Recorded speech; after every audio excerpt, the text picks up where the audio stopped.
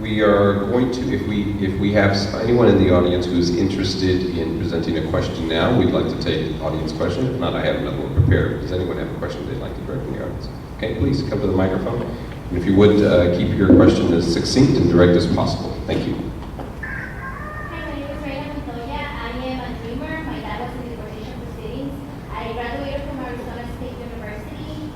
I will be an educator now in South Phoenix.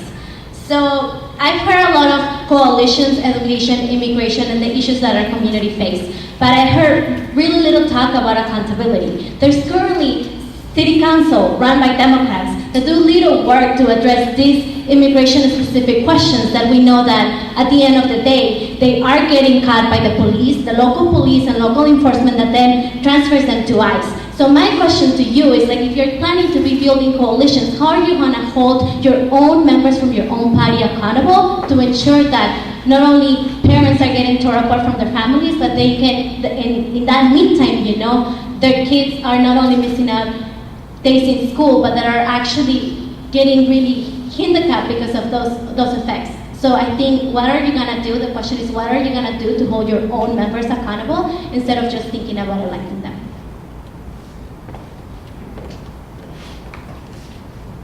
That's a great question, and the first thing that we have to do, and we have to make sure that we are collectively meeting with individuals in our district. So we have to continuously have a face-to-face conversation with people who we represent.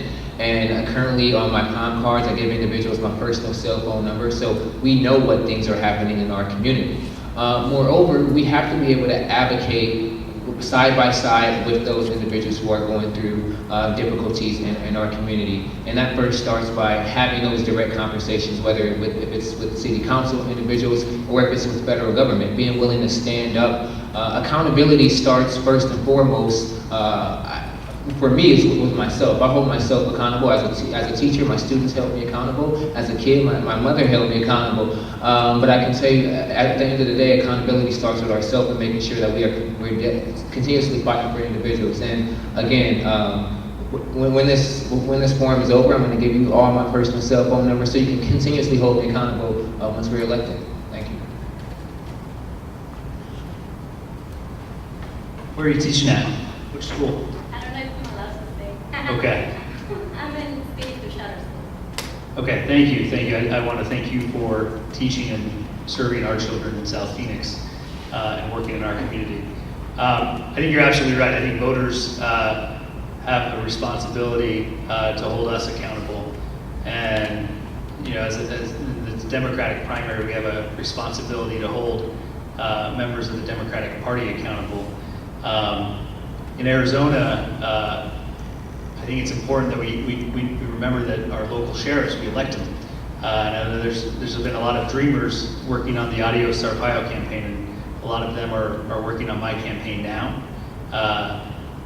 And I think we got to continue doing the voter registration work. So this Democratic primary ends in 28 days, but there's a whole big effort to make sure we register more voters. We give Fred Duvall the best chance he's got to become our governor. And the next chance we get to elect a new sheriff in 2016, and it's a presidential election year, we make sure that Sheriff Joe is not our sheriff in Maricopa County anymore.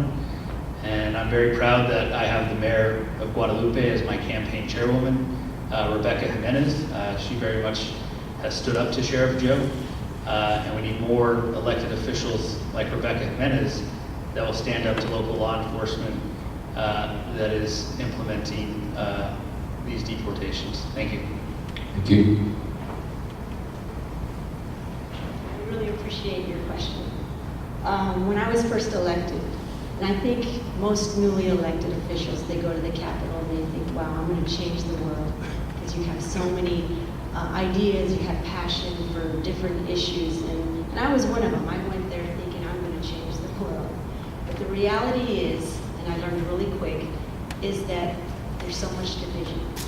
And the sad part was there was so much division within our own Latino community. There's division in the council, there's division in the legislature, and it's just the brutal, honest truth. There's division. But that doesn't mean that my doors aren't open. I've worked with you in ADAC, and you know what I'm capable of. You know that my doors are always open. If it's just going to take for me to help that one family at 2 o'clock in the morning, just to calm those fears, I'm there. If it's going to take for you dreamers to hold my piece of legislation, and if you're out too late, well, I don't want to say my secret. You know my secret. Okay. But I think unity is so important, but not only unity with a purpose.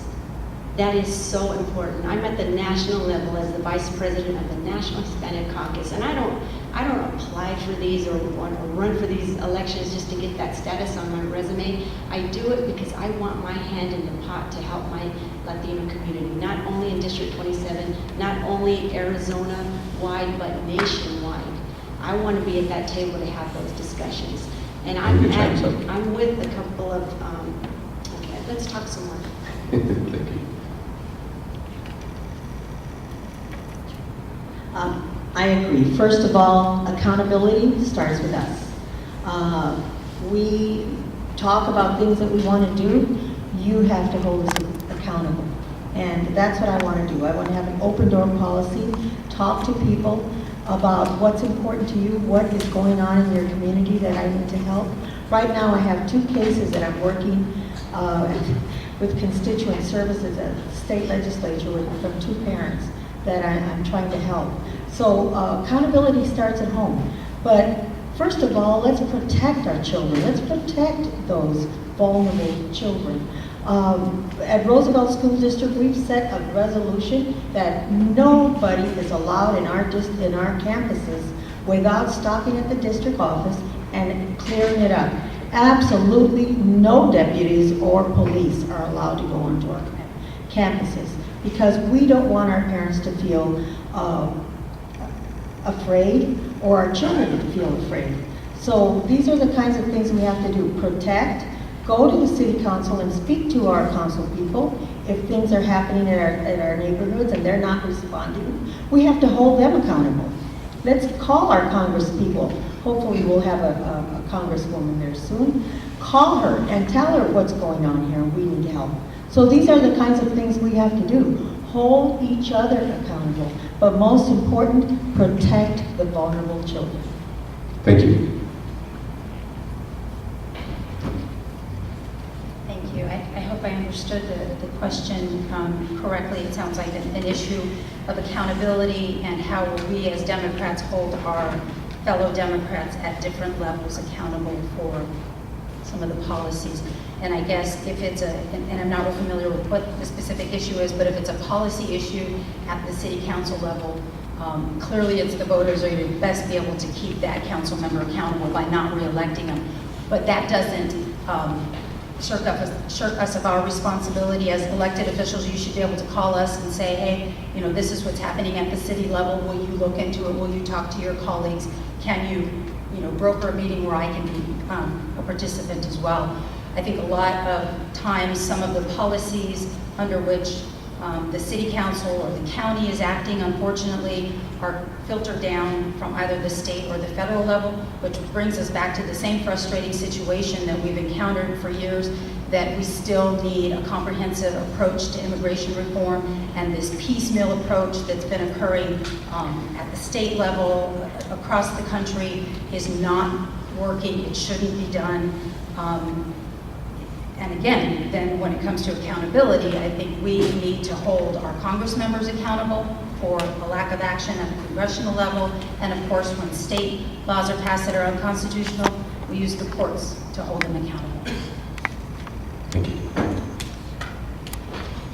And I understood the question a little bit differently than so far has been answered. I think we have to go back to the book that President John F. Kennedy wrote in 1952. He called it Profiles of Courage.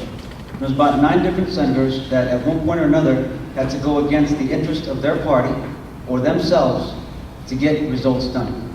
And I think ultimately that's what being an elected official means. It means having courage to do the right thing in great odds. And if sometimes that means I have to call a friend at 11:30 at night because I have their cell phone number, and I have to say, look, I need you to come down here and help me protest this person being arrested.